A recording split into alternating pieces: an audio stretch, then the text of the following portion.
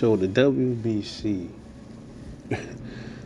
is offering a freedom belt for the Gervonta Davis versus Frank Martin fight, which takes place on the same week as Juneteenth. So what Mauricio Suleiman is saying is this is a belt to represent, since this is a fight taking place on Juneteenth, which is important in Black history. I'm gonna give you guys a freedom belt for whoever wins. But there's one catch. We know when it comes to these belts, there's fees associated and attached to these belts.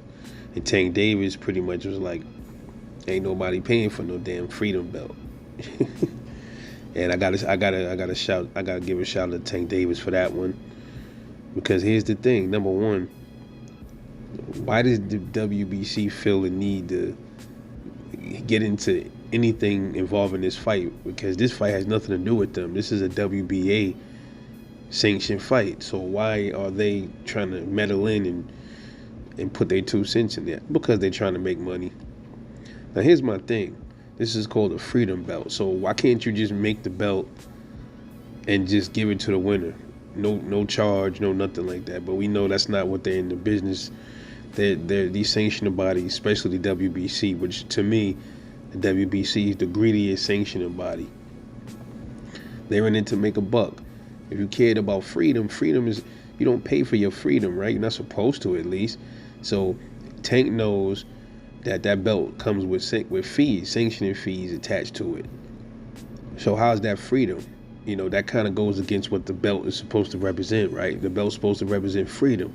So whoever wins the fight has a freedom WBC freedom belt.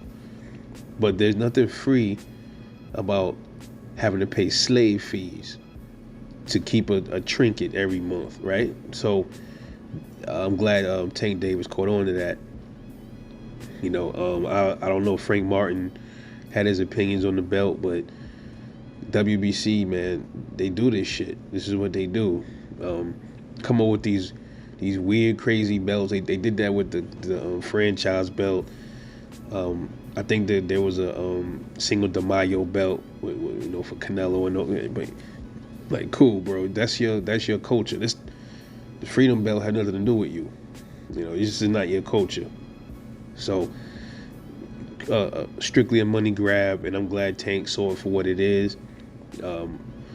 Real freedom, you shouldn't have to pay for real freedom. You know, hey, they called it a freedom belt.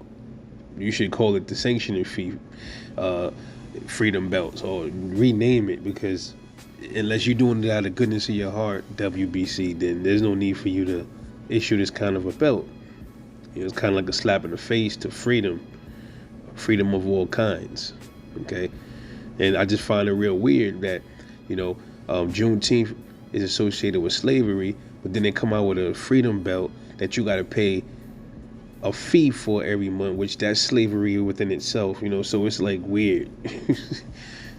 But anyway, let me know what y'all think about this freedom belt that the WBC is offering up to the winner of Gervonta Tank Davis versus Frank Martin coming next week. This is Rebel Life Boxing. I'll catch you on the next one. And I'm off this.